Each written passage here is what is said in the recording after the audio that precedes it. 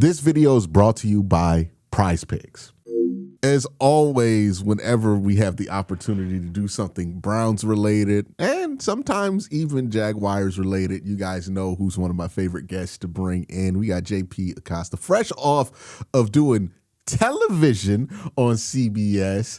JP, man, how's it like? How's it like doing the CBS, being on TV? I know you flexed on me at the Senior Bowl a couple of times. That wasn't even like flexing for real. That was just literally me just going and doing an assignment. It's been really good. It's been really fun. This was something that I've always wanted to do, and it's still like sort of like a pinch me moment of like I get to talk about football on national television. Like that's pretty crazy. My little sister has seen me on TV, and that's like awesome. Pointing me out on TV. So I think it's just really cool. No, it's awesome. Every time I see you post one of those things, I get so excited for you, man. But he did. I'm just going to let y'all know at the Senior Bowl, he stopped me in the middle of a conversation. He was like, hey, Quincy, I'm about to go do TV. Like, when are you talking to JP? He just let me know, what he on. He like, oh, you about to record your videos in the stands? Okay. Like, hey, I had to let people know I had to go over to the to get makeup section. Yeah, they had to touch you up before you got on screen. Little hair and makeup. They had to get the little, what you call it? He said he picked up the rope, too, that they have from the Gen Pop at the Senior Bowl. He was like, watch this, I'm about to go under it. They got it sectioned off like they got it closed. Yeah, I'm standing out there like, hey, JP, can you let me in? Nah, I'll be back in 30 minutes. They had the good Gatorade flavors over there. They had the green apple over there. Sitting over there with PFF. I know, right? What's the dude name? He's super tall. The former pitcher, Steve. Steve Palazzolo. Palazzolo, yeah, he was out there, just chumming it up with those guys, and I'm just sitting there talking consensus board with the Reef Hassan. But they would not let me. They got a height requirement. He could just walk right under. But Anyways, we're here to talk about the Browns draft. First, we're going to talk about like what the Browns did in the draft so far. The talk in Cleveland has been about the first 4 picks, right? Spencer Fano, who they had ranked as their left tackle number 1. He was first tackle taken, actually, so it's obvious they had him ranked there. And then they had Casey Concepcion at 24, Emmanuel McNeil-Warren later in the second, and then also Denzel Boston. We'll talk about Fano in a second because you have some interesting takes on him. But I kind of want to talk about the combination of Denzel Boston and Casey Concepcion, because for me, that made drafting each player individually a lot easier for me, where I'm like, okay, if you're getting both those guys, then that's a package that I think makes sense. If you only got one of them, I don't know if I would be as high on the individual. How do you feel about that grouping of wide receivers and going after that for back-to-back picks that early? They complement each other so well. That was one of the first things I said when they picked Denzel Boston. It was like, oh, this rocks for Casey Concepcion, because if you're worried about Denzel Boston's separation skills, which I do think have gone underrated in this draft cycle, I don't think he's a stiff. I think people looked at him and thought Keon Coleman, and it's like, that's not fair to him because I think he's a much better separator than Coleman was. But you're thinking with Concepcion, easy separation. And you're thinking where Concepcion lacks is ball skills. It's the ability to go and get the ball. It's the drops. But Denzel Boston, where he wins, is with ball skills. He has such a great ability to go up and get the ball above the rim stuff. But he's not the best separator. So these two guys complement each other so well, and it creates layers within that offense. And you're thinking for the Browns, now you have Harold Fannin working underneath. You have Concepcion being the separator on the second and third levels. And I think Denzel Boston can be that in-between guy to really help create that offense, give it layers, give it levels, like I said. And just every great offense in the NFL has those layers, has those levels. So you can attack every part of the defense, and you have to make the defense account for every single person. So regardless of who's throwing the ball, I do think Boston and Concepcion win in different areas of the field, and I think it's going to really help out the offense. Yeah, it's interesting how certain archetypes go. Like if there's a big bust over like the last couple of years at that position, then that's who everybody looks at. Or if there's like a big hit I remember like Cooper Kupp hit, right? And it was all of a sudden, 4-6-5 wide receivers were like the jam. And it's like, well, this guy can catch and everything else, right? Or DeAndre Hopkins when he hit, right? And he wasn't the best separator in the world at Clemson. And then all of a sudden that became that's what people were thinking with Keon Coleman, right? These guys are kind of like their own. I think Denzel Boston is interesting because as much as you do hear about the separation, I don't think it's that bad. Like he can get to his top speed quickly, which I think is like the most important thing for wide receivers is oftentimes you need to get like 2-3 yards of separation in the NFL quickly, to be able to be open. I think he can make up that ground well. And like his ability to catch through contact and do things at the catch point. And that's where it's like such an interesting combination because Casey Concepcion, everything that worries you about him as a wide receiver is at the catch point, right? It's like weird stuff happens. He jumps when he doesn't have to. With Denzel Boston, it's like everything that makes you confident about that dude is everything he does at the catch point too.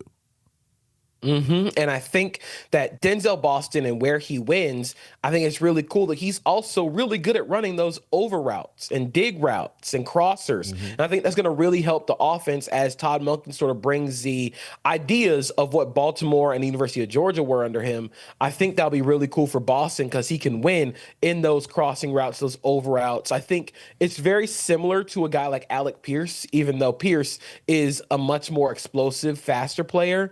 I think Denzel Boston can win in those same areas of get him running across the field, off play action, and then you have the threat of Concepcion as a pure separator. It just makes a lot of sense to have both those guys together. And like you said, having them both together is a lot more fun than either just drafting Denzel Boston or just drafting Casey Concepcion. Yeah, and I think the good thing with Casey Concepcion is that provides them with somebody who, it's not hard to get that guy the ball, right? And I thought that was like the biggest issue with like just drafting Carnell Tate there at like 6 was like, I don't know if we're good enough at quarterback to get the full use out of a dude like that, right? And we saw with like Marvin Harrison, some guys have like floors they need at the quarterback position to be successful. You got your guys like Jamar Chase, who you could probably throw Jamar Chase on any team. He's successful because he could just do so much with the ball in his hands, and he's so good at just creating that short area separation.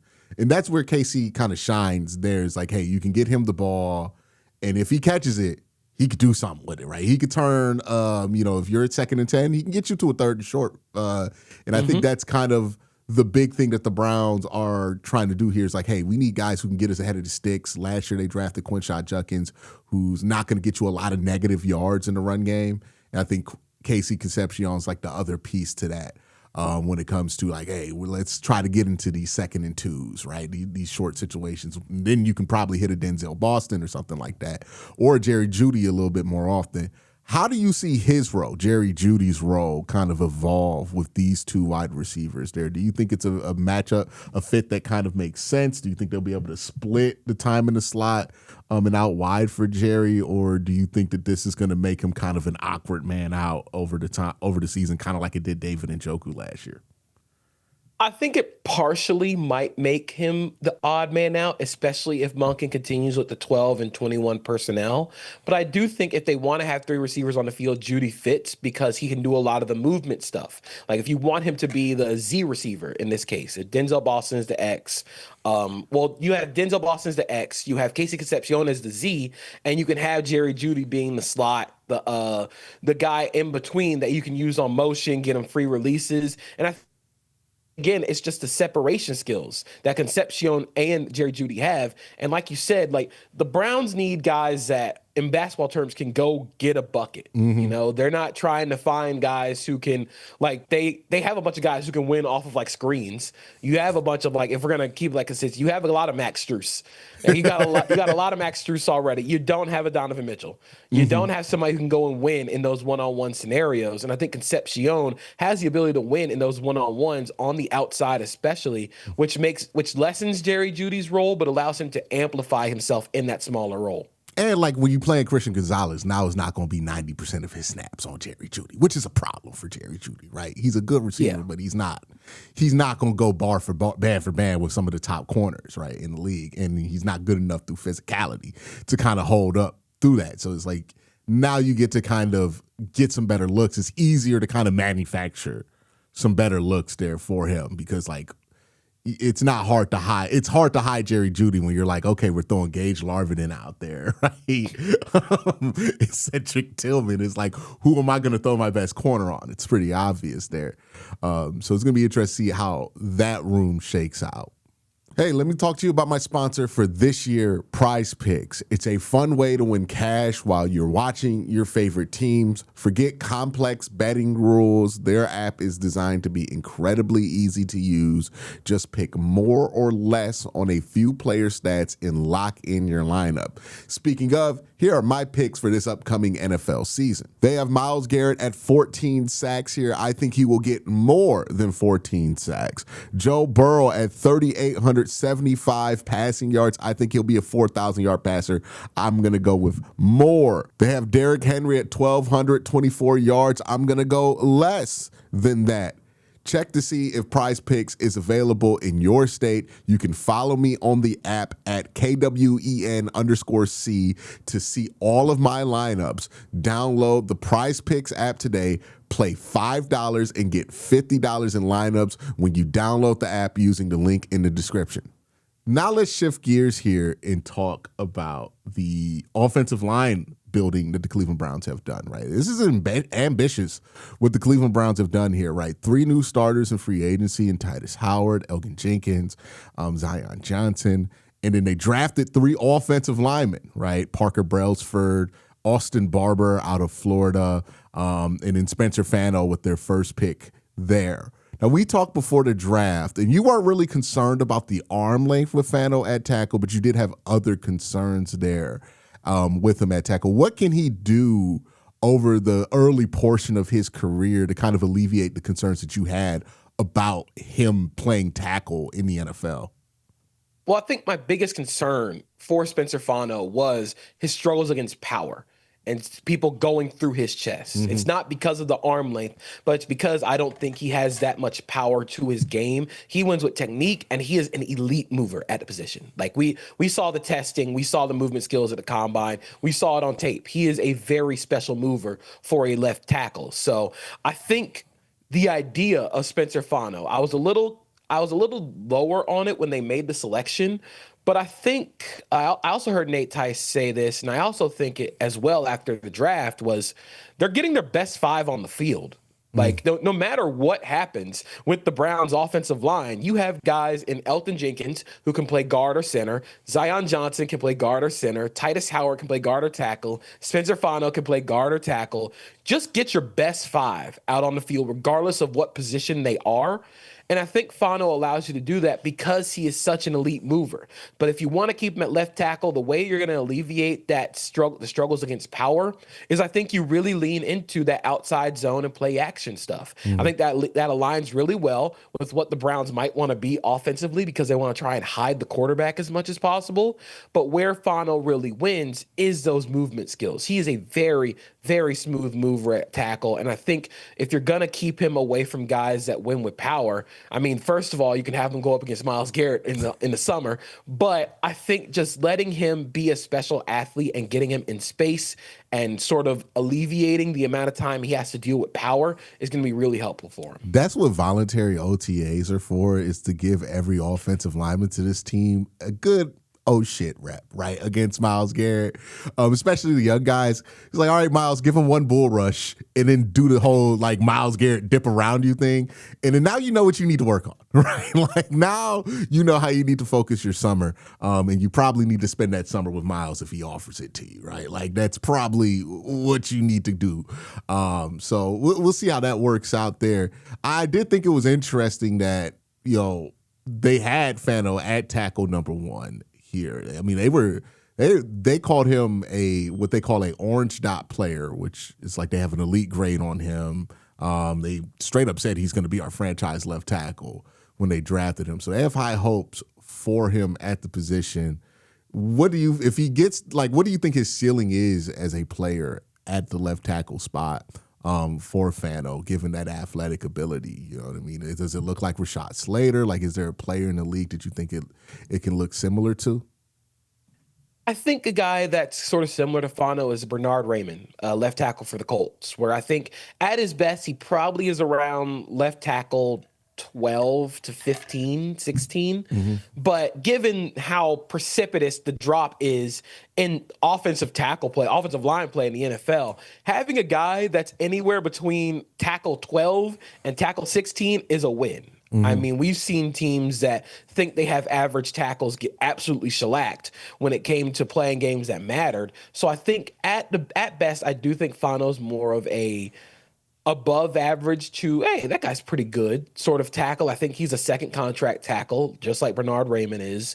But I don't think he's going to be a like top 10 player at the position. And I think that's fine, especially given how stark the drop is between good and bad offensive line play in the NFL. But I do say all that to say it is very contingent on if he develops better plans against power Hmm. and how he's able to protect against guys that are going to try and go through him. So I'm curious to see how it goes. But I think after the draft, I went back and watched some Spencer Fano at tackle, at left tackle, especially in his freshman year. He moved back to right when Caleb Lomu came along.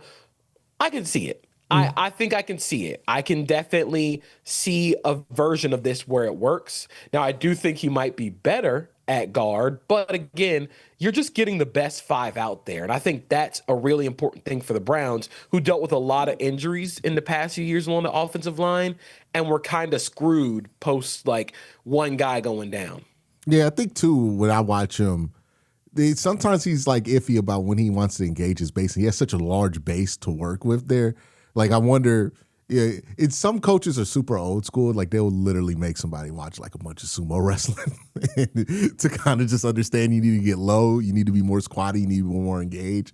I wonder if that's something they do with him because I feel like that's where he can unlock, kind of alleviate some of that concern for him because he doesn't have the longest torso. He's not going to be the strongest up top. And when he plays high, I think he gets caught kind of looking a little bit weaker than he should. But if he just kind of masters that ability, I think he has the athletic ability to kind of do that, to kind of alleviate that. Let's talk about, I just did a film breakdown on him. He's what I call the most mysterious player that the Browns have drafted because I think this is the guy they drafted that people have the least amount of opinion on. And it's Austin Barber, the tackle out of Florida. He was a Senior Bowl guy, I believe, this year. What do you think of him? Because he's an interesting guy to get your eye on. I think Austin Barber probably maxes out as a spot starter at Mm-hmm. tackle. I don't think you move him inside the guard. I think he's what 6'7". Like you're not moving. There's a very rare group of like guards that are above or 6'7" or above that actually work, and they're very few. Yeah. So I think he's sticking at tackle. And what I can say is good about him, I do think he is a little nasty in the run game. You can have him work in space, but if I think Spencer Fano has struggles against power, Austin Barber's terrible against power Yeah. and against bull rushes. That is not his game at all. I think his anchor is not great, and he doesn't have the ability to sink his hips. But I did think they drafted him about where I thought he'd be drafted because the tackle group does sort of thin out. After that, Barber's has a lot of experience, started a lot of games at Florida. I do think he's just gonna struggle against power a lot at the NFL level, which limits him to maybe like if one of your guys gets hurt and you want to let him play, if you want to have Barber spot start, I think that's probably what's best for him. But I do think Barber, I think if until he figures out how to win with a better anchor, I think that's probably going to be what he maxes out to. What do you think determines that for a player if they can have an anchor there? Is it all technique or is it just like physical traits at times? Like is this where you carry your weight as a football player that can help you with your anchor there? It's a little bit of both. There are a lot of guys who have just very rare core strength and power. An example is Lane Johnson. Lane Johnson will allow bull rushers to get into his chest and it just won't work because he has one of the strongest cores I've ever seen for an offensive tackle. Trent Williams, also the same way. Like you can't go through him even if you tried. So I think some of that is God-given talent and ability. But I think what might help Austin Barber is probably just getting a little lower. When you think about it, if we're taking like sumo wrestling, like low man wins. You want to create a natural base for yourself and sink a little bit more so you can be rooted in the ground against power and you're able to engage your core once you get your base a little better. So I do think that's something that Barber can work on technique wise, but sometimes, man, like the top guys got it and you don't. Like it's the unfortunate way of the NFL. Yeah, because there are a couple times I was watching like his Senior Bowl reps over again. I'm like, there's a couple times where like he tried to put the brakes on. He ain't got much there. You know what I mean? Like you look at his legs and how they're built versus like a Fano or somebody else, and like even Fano has issues with this. It's like, oh, okay, he has the legs of maybe a linebacker, right? Like it doesn't look like a 320-pound man right there. And I'm like, I just don't know how much is there for him to create that much of an anchor, right? Like I think he's going to be one of those guys. And shout out to Vaj Lombardi because he always puts us out there. You get 3 good offensive linemen, you can make 2 exist. And I think he could be one of those guys who can exist out there. Which, hey, look, Dan Moore exists and he made $25 million a year, right? Like if you get Dan Moore out this pick, which I think is probably like, you'd be thrilled if you get that out this pick. That's a win. At this round, that position, that's a solid win. That's a solid win for Austin Barber too, because it's probably going to be with the contracts and everything going up, over 4 years. We're talking about that money being $30 million now? Like, well, I mean, a year? he could be Walker Little. Walker Little signed a $40 million contract extension with the Jaguars. It's like he's also making over $10 million a year. So I think if you're getting Walker Little out of this, like that's a win. Like again, the Browns have the ability to put their best 5 on the field. And if that means moving Fano or Titus Howard inside to guard and letting Barber play tackle, I mean, you have a guy that can at least, like I said, be a spot starter until you find a guy that you really believe in at tackle. Yeah. All right, let's talk about Parker Brailsford, right? The big thing with him, it's obvious when you watch him, he's undersized, right? 290. I mean, like even at Alabama. Now, again, he was like next to Caden Proctor, which Caden Proctor makes a lot of people look small. So it kind of exacerbates the issue.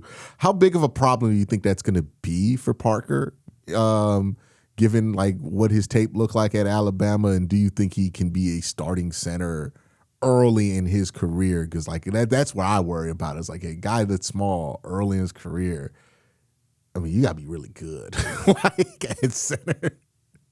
I'm worried more about Brailsford, not just because he's small, but because his frame is small. Mm-hmm. Like there's not a lot of like, you can't really add more weight to Parker Brailsford. Like, and he was at Alabama for 5-6 years. It's like if he was able to get to 3.5, then he started out at Washington, then transferred to Alabama. It's not like it's not like he was like a walk-on that moved up. Like he was like technically redshirt junior, but he was a senior. Like if you can't, and I hate to say it like this because I do think development is never linear. Things can happen in the NFL. We just never know.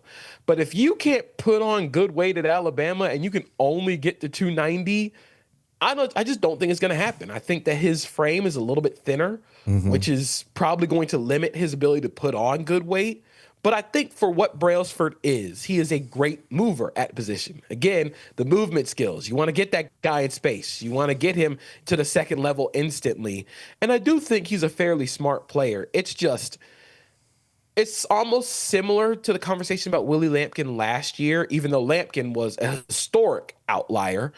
I think the same about Brailsford, where I do think Lampkin was a better offensive lineman. I think Lampkin was a better offensive lineman than Brailsford. Brailsford might have been a better athlete, but it's just hard to win in the NFL when you're sub 290 and don't have a great frame to put on weight. I mean, again, the only guys that really did that at the NFL level were Jason Kelce, and he is a Hall of Famer. We don't really hear about the regular guys at the NFL level that are doing that. So I think if you're expecting him to start year one, I think you'd be sorely mistaken. I don't think that's going to happen. Maybe you can get something by year 3. It depends on what he does in an NFL weight room, but I would hold the brakes on him starting at any point. Yeah, I think that competition is probably going to be Whippler and Kendrick Green. And I don't know how I feel about that.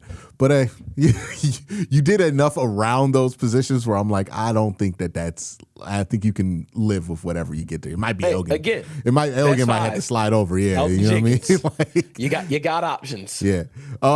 Let's talk about Emmanuel McNeil-Warren. This is my favorite pick that the Browns made. I mean, it was basically a trade, a swap of like 4th round picks to get that 2nd round pick to get Emmanuel McNeil-Warren. I like him a lot. I think he's a really smart player, super physical. I mean, he has some great hits on tape. What are your thoughts of Emmanuel McNeil-Warren and kind of how he slides into this now Mike Rutenberg defense? He's a chaotic player, but I don't mean that negatively. I think he's a good chaotic. I think he just, like you said, he is always around the football, and that evidenced by his tape and the stats. I mean, multiple interceptions, pass deflections. He was 2nd in the NCAA in forced fumbles last year. Like, I think that he has that ability to just find the football, and I think his instincts are better closer to the box than they are going backwards. I think he is a true, like, if you want to talk like quarter safeties, I think Emmanuel McNeil-Warren is a perfect quarter safety. You want him moving forward, top down, where he has a hit against Northern Illinois, where he does that exact thing, where he's a quarter safety coming top down, tight end comes across the middle, and he absolutely decleats him. I have to find it, but I was like, that's the perfect example of separating the man from the football. Yeah. And that's what Emmanuel McNeil-Warren does really well. My biggest thing for McNeil-Warren is he kind of freelances a little bit. Like, when I say chaotic good, this is also the chaotic evil. This is the chaotic bad part of Emmanuel McNeil-Warren. There are going to be times where he just tries something and it doesn't work. And I think sometimes you're going to have to live with that if you want to start right away, which I think he probably should or can. You're going to have to live with some swings and misses. As a tackler, you're going to have to live with some of the, I'm going to go try and get a big play, but I got baited into it. You're going to have to live with some of that for Emmanuel McNeil-Warren, because when it hits, like when he's able to connect on one, it's a little funny. We're kind of describing him like a slugger in baseball, like Manana Murakami right now has 14 extra base hits and they're all home runs.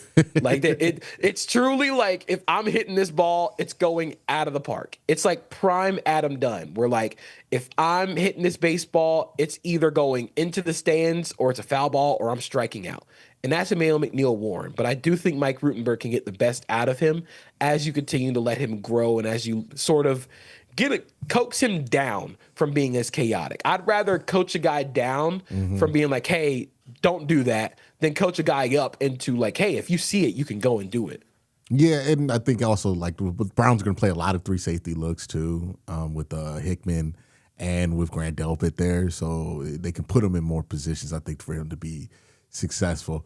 All right, the last player I'm going to get your opinion on is Taylon Green, the quarterback out of Arkansas.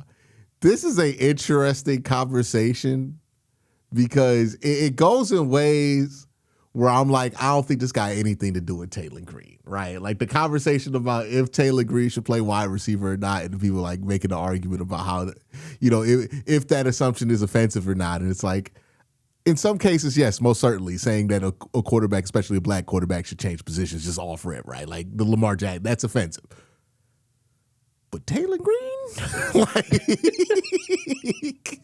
I watched him play in Arkansas. I watched him play in Boise, and I'm like, wide receiver's nicer than what I would put it. I was like, hey man, 36-inch arms, at 6'6". Might have to learn how to rush that passer, dog. Like maybe you on the wrong side of this equation when it comes to the quarterback thing. But well, how do you kind of view a prospect like that? Obviously, it's a 6th-round dart throw. I put it as like he's a car to work on in your garage. Maybe it turns into something. Maybe you just sell it back for parts and you just get rid of it after a couple of years, right? I don't necessarily have high hopes that this is going to work out. But like, what's the argument for Taylon Green at quarterback in the NFL? Because like my thing is, you are a 99th percentile athlete. His mock draftable is absurd. His RAS score is absurd. You go look at the who are like this player. It's like Cam Newton. You know what I mean? It's absurd. And then you remember, I don't remember many things about Taylor Green's college career. And he's a 99th percentile athlete. And he played in the Mountain West for a period of time and got beat out by Mason Madden, right? Like, didn't he end up taking us? Like, what's happened with Taylor Green's college career to where he's not more successful relative to the athlete that he was, or we found out him to be? So with Taylor Green, the first thing I will say, if this is going to work at quarterback, I do think Todd Monken's offense is the best fit for him as a quarterback. Yeah, because off rip, we've talked about it. Taylor Green steps onto the field and he is one of the most electrifying runners in the sport. I mean, at 6'6", darn near 240, running 4.36, he's explosive when he gets into the open field, and it's really funny watching him run because he has such a long stride that I was like, oh, I think he's like a 4.5. Like he's a good athlete. And then he's running past DBs and runs a 4.36. It's like, oh, this is a like special athlete. And I think as a passer, where Taylor Green can win is I do think he has enough arm strength to test vertically. I do think he has the propensity to be an explosive passer. But the reason that he has not reached the point where he was he transferred up to Arkansas after KJ Jefferson left. And at Arkansas, I think his mechanics never improved. And that could be blamed for a lot of reasons at Arkansas, but I think the biggest thing, and he talked with my colleague Ryan Wilson about this at the Senior Bowl, is he never tied his feet to his hands. He never tied his feet to his eyes. If he's throwing the ball one way, his feet are pointed the other way, and that causes a lot of the spray, a lot of the inaccuracies. And I also think he just sometimes pushes the ball when he doesn't have to. Yeah. Like there are times watching him where I'm sort of like, man, what are you doing? Like, please don't make that throw. And that's going to harm him a lot in the NFL because those windows in college football are mega close in the NFL and you're still throwing turnovers there. So I think he is, like you said, a 6-round dart throw. I want to see it, honestly. I'm kind of curious to see it with Todd Monken in that offense. I think he offers, I say this carefully knowing the tone around the Browns quarterback competition. Oh boy. I think he offers the most upside of any of the quarterbacks, just athletically. Like if you can get that guy mechanically to at least get to a passing level, I mean, I wouldn't say I'd say, hey, if you really want to do it, just play Taylor Green and let him figure it out. But the lows for Taylor Green, I don't think he's ready yet. But hey, maybe year 2, maybe year 3. But I do wonder, given the state of this quarterback competition, if it's him or Deshaun Watson, I'll watch Taylor Green play for 18 games. Yeah. I do wonder how far you could take RPO in the NFL. He would be the perfect test case for that. It's Shoot, the Dolphins did it for 3 years. Yeah, man. Look, he's got those long arms, so you could get a late pull. You could do a lot of stuff with that. You make it just real simple for him. See how far you could take it. Maybe that's the plan there.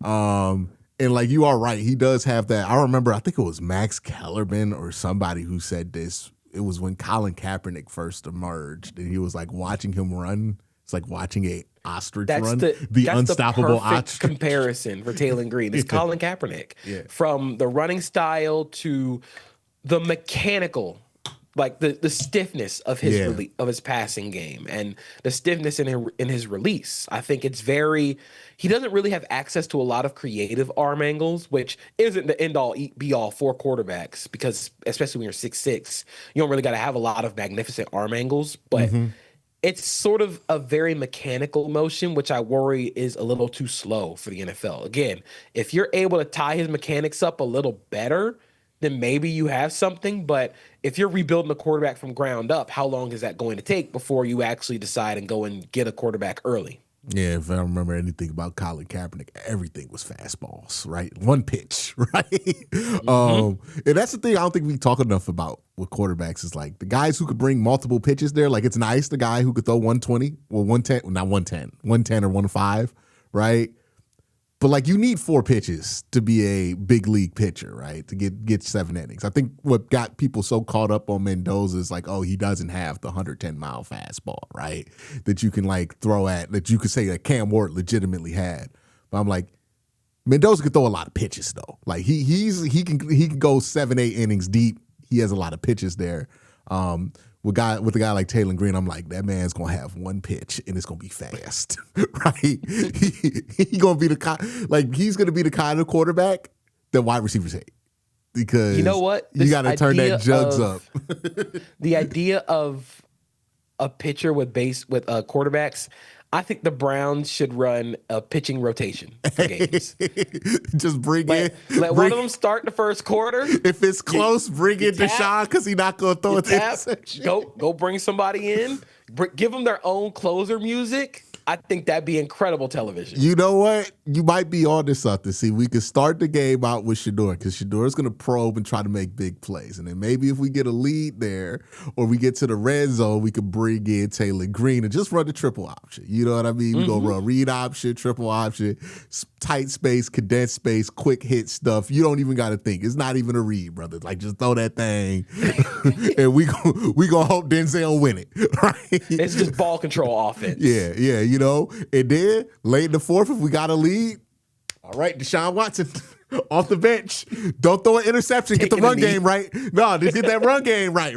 We just need you to do the checks at the line of scrimmage because you done played enough football to know what we should run into and what we don't, what we shouldn't. And look, Deshaun Watson, for as awful as he's been, he has not thrown a ton of interceptions since he is, especially with 2024, he's not thrown a ton of them, right? So it's like, okay, you know, you're not going to let him back in the game. So you might be onto something. Look, you're running that risk with all the quarterbacks, honestly. He's not going to do it as highly as like we have seen Shador throw some butt ugly fourth quarter interceptions. Yeah. It's not hard for me to imagine if you had Taylor Green out there and empty down 5. You know, you're going to see some ugly shit. You know, but you put them in nice condensed packages, maybe you got something there. You know what I mean? Well, Dylan Gabriel, maybe that's the battle, right, at camp. Who gonna be the closer? Between Dylan Gabriel and Deshaun Watson, all we need you to do is not throw a fastball up the middle, right? Just hand the ball off. Who gets us into the right checks? You know what I mean? Gonna be that competition is gonna happen 100% on the sideline. It's gonna be like who has the best signs out there. Okay, he's getting this out. He's doing that. Okay, Dylan Gabriel, get out there this week. You know. But you might be onto something there because we got to figure out something with the quarterbacks. But you know, the run game should be able to be better with all the pieces they got on the offensive line.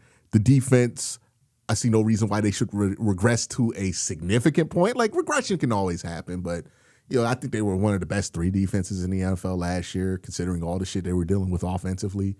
If they regress, maybe they regress to like a top 8 defense, which is still pretty good.